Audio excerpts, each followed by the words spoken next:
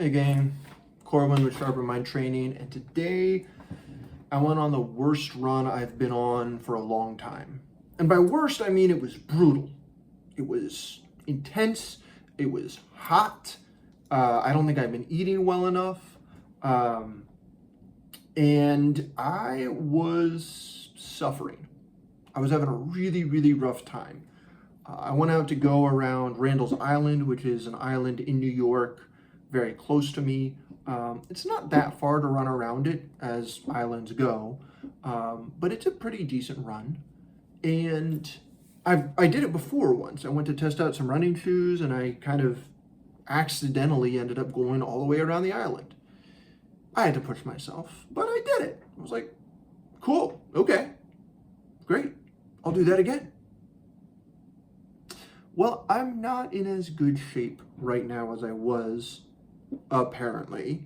And like I said, I think I haven't been eating as well. And it's a lot hotter in New York than the last time I did that run. Let me tell you, at the end of a couple miles, I was all right. I was like, I'm doing good. But I could tell I was fatiguing a little faster than I needed to be to finish that run. And I was going through water a little faster than I needed to also. I only had about 16 ounces with me.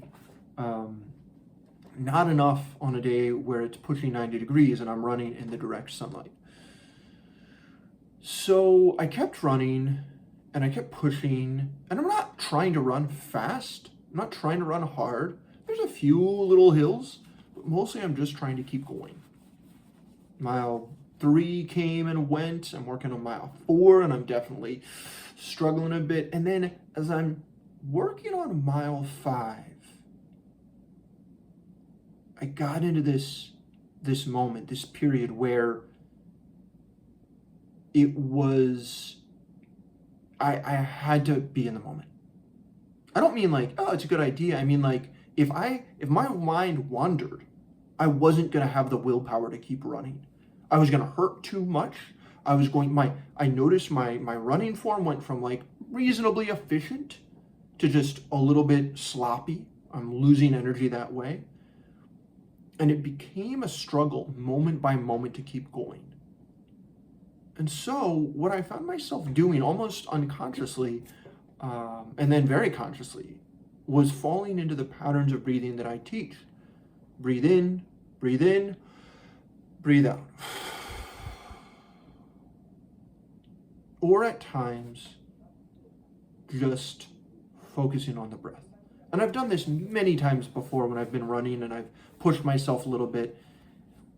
And this one, I was, I think, closer to a limit for me, where I was really drawing on something and had to be in that moment of, I'm with the breath, I'm focused on the breath.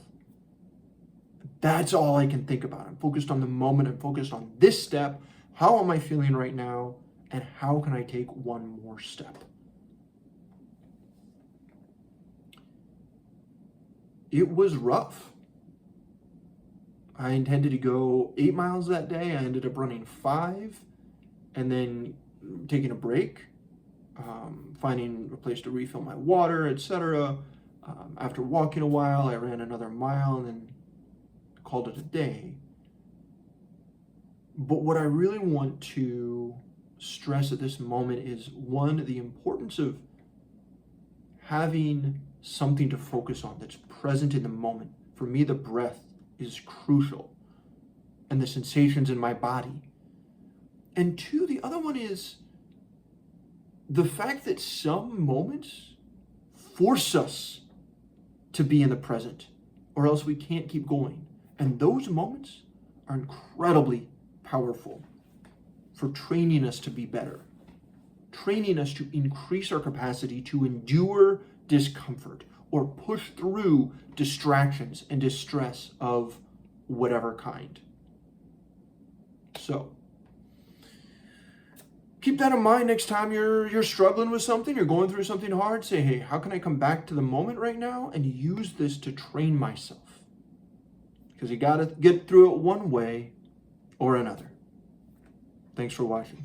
remember to sign up for my email list down below. And if you signed up before and you didn't get a confirmation email, I'm sorry, it wasn't working.